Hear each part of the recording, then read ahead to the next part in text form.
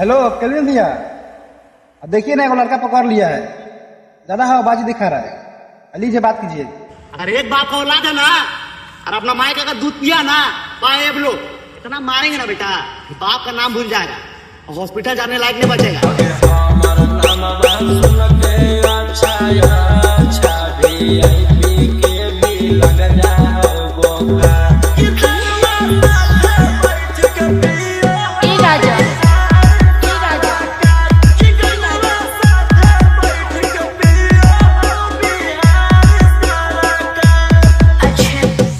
हमको बोलता थोड़ा साइड हट जा, बोला रे तेरी माँ का।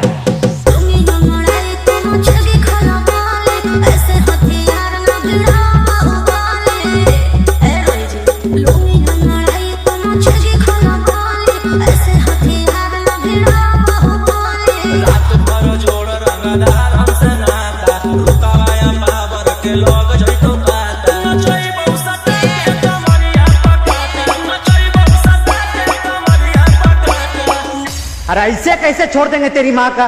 प्यार ना करते रहे तुमसे? तेरा बाप का इतना औकात हो गया, तेरे पे हाथ उठा देगा।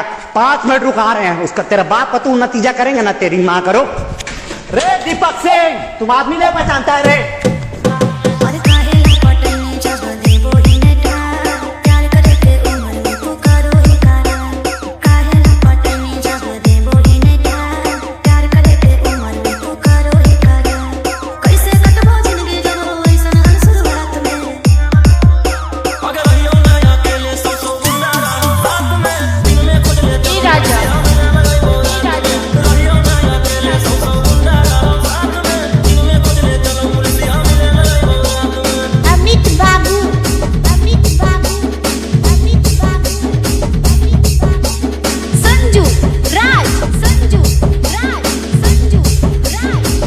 क्या रे नरेंद्र मोदी, हिम्मत है तो लोकेशन भेज।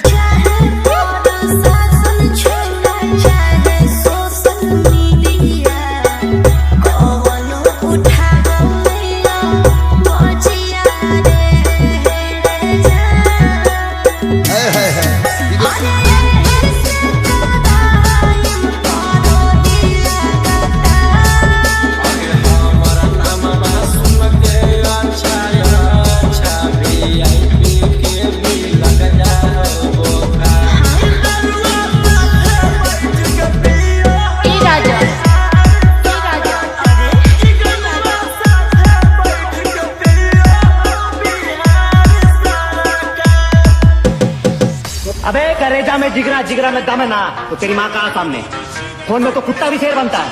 अगर अपना माँ का दूध किया है तो एक बार आकर हमसे मिल।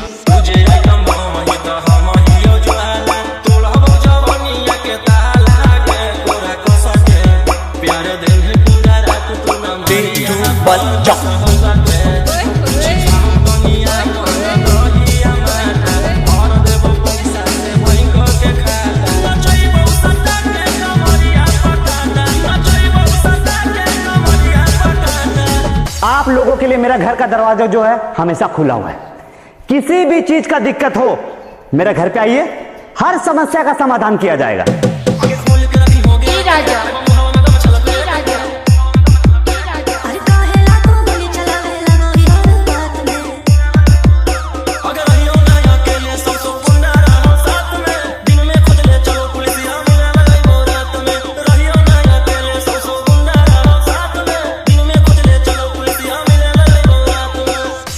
आया दूठो पुलिस, बोला आपका आवेदन नहीं लिखेंगे। बोले सुनिए, इसको जो मारा है ना उसको उठा कर लाइए, तो अगर हम उतर गए ना तो वर्दिया उतार देंगे। पहुंच नहीं जाना भैया का, लाओ